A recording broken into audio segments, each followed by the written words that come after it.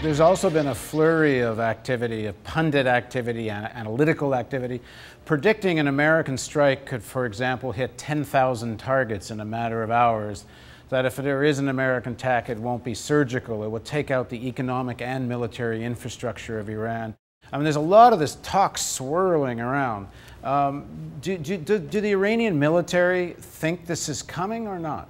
You know, I think deep down, they think that it's very likely that it will happen. Deep down, I think they believe that before President Bush leaves office, it's very likely that something like that would happen.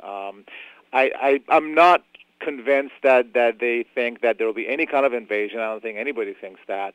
And the concentration on this whole issue of, you know, hitting how many thousand sites or targets it may be, for it to have any kind of effect, they realize that they basically have to destroy the Iranian infrastructure.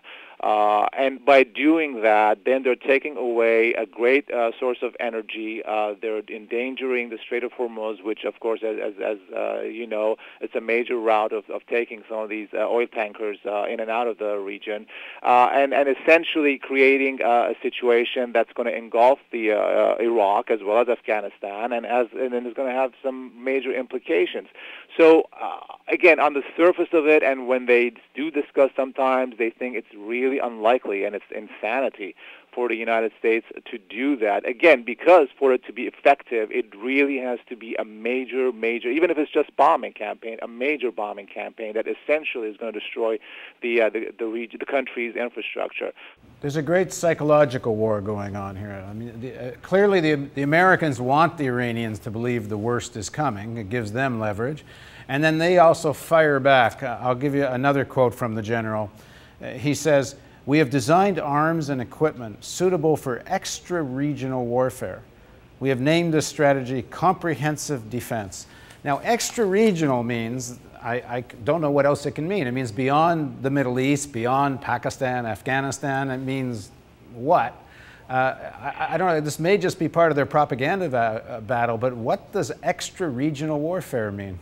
Well, some of that is. I mean, they want to make sure that the United States is fully aware that some of the talk that even U.S. officials have made in regards to their connections with certain cells may be true, that Iran may actually have some sleeper cells in U.S. or in Europe that they may activate. But also there's a reference to some of their conventional weapons. The ballistic missiles that they have could basically reach Eastern Europe if they wanted to. As I mentioned earlier, they had just unveiled their new fighter jet that can actually fly and maybe deliver some weapons beyond the region, depending on whatever route they take.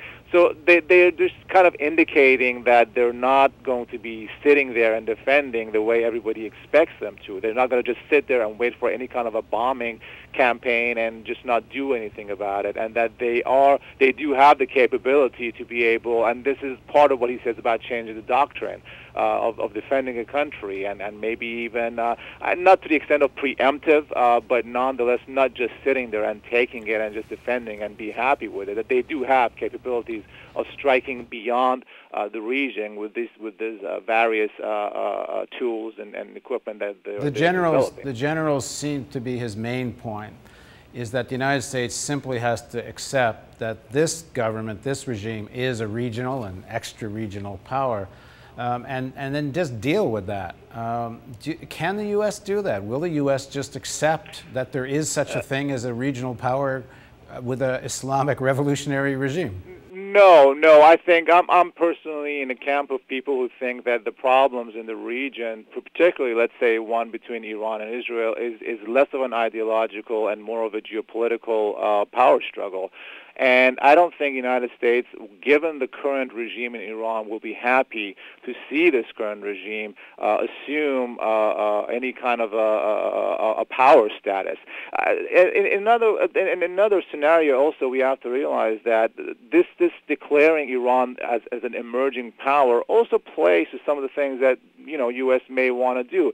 It makes it easier for them to sell millions and millions of weaponry to countries such as Israel, such as Saudi Arabia, and they just made a deal recently, and other countries around.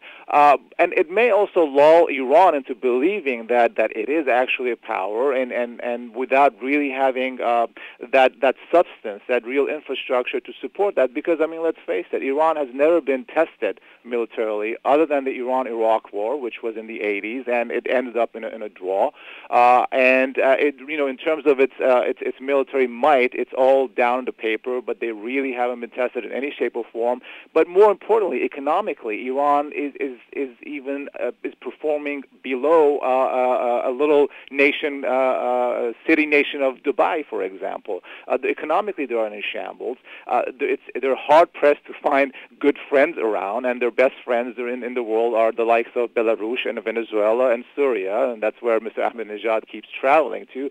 So, I mean, in terms of what really a superpower is, or a major power may be, I'm not convinced that Iran is there, but the talk of it, helps present Iran as this big, great danger of the region, which allows arming the neighborhood, but also allows them to be threatened, and maybe somehow they take a wrong step, which then would allow maybe the neighbors in the region or U.S. with allies and so on and so forth to take certain action.